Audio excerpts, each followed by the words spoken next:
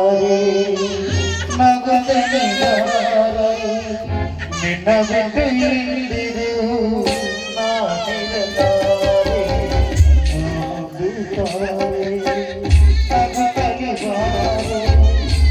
ಬಿಟ್ಟು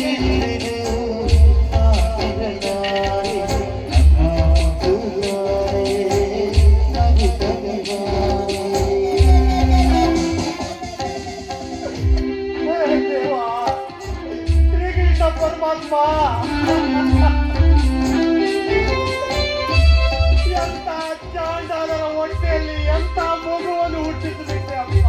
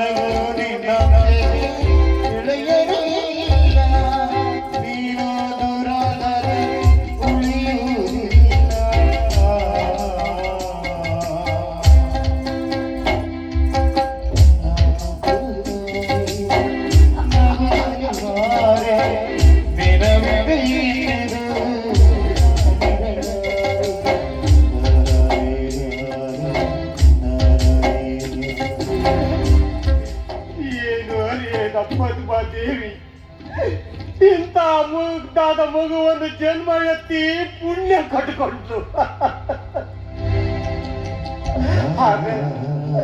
ಆದ್ರೆ ಈ ಮಗುವನ್ನ ಎತ್ತಿ ಆಡಿಸೋ ಭಾಗ್ಯ ಆ ತಾಯಿಗೆ ಇಲ್ಲದೆ ಹೋಯ್ತೆ. ಆ ಚಾಂಡಾಲ ಪ್ರತಾಪ ಇದು ತನ್ನ ಮಗು ಅಂತ ತಿಳಿಯದೆ ಕಲ್ಲೆದೆಯ ಕಟುಕನಾಗಿ ಈ ಮಗುವನ್ನು ನನ್ನ ಕೈಯಲ್ಲಿ ಕೊಟ್ಟು ಕುತ್ತಿಗೆ ಸಿಕ್ಕಿ ಸಾಯಿಸಿ ಬಾ ಅಂತ ಹೇಳ್ಬಿಟ್ಟ. ಅಯ್ಯೋ ದೇವ್ರೆ, ಇಂಥ ಬುದ್ಧಾದ ಮಗುವನ್ನ ನೋಡ್ತಾ ಇದ್ರೆ ಕುತ್ತಿಗೆ ಈಚಕ್ಕೆ ಮನಸ್ಸೇ ಬರುತ್ತಿಲ್ಲ ದೇವಾ, ಮನಸ್ಸೇ ಬರುತ್ತಿಲ್ಲ.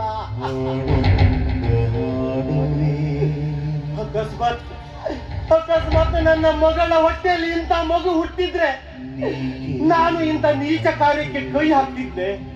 ಇಲ್ಲ ಇಲ್ಲ,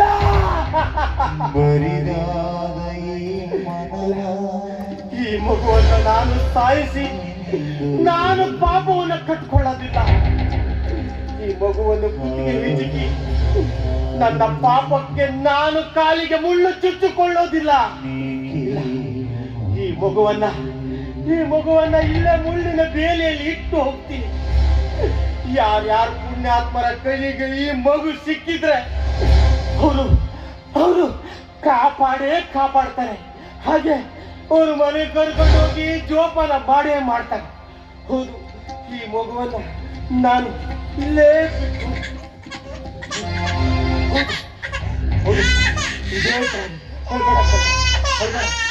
ಇದೇ ದಾರಿ ಯಾರೋ ಬರ್ತಾ ಇದ್ದಾರೆ. ಈ ಮಗುವನ್ನ ಇಲ್ಲೇ ಇಟ್ಟು ಹೋಗ್ತೀನಿ. ಅವರು ಈ ಮಗುವನ್ನ ಕರ್ಕೊಂಡೇ ಹೋಗಿ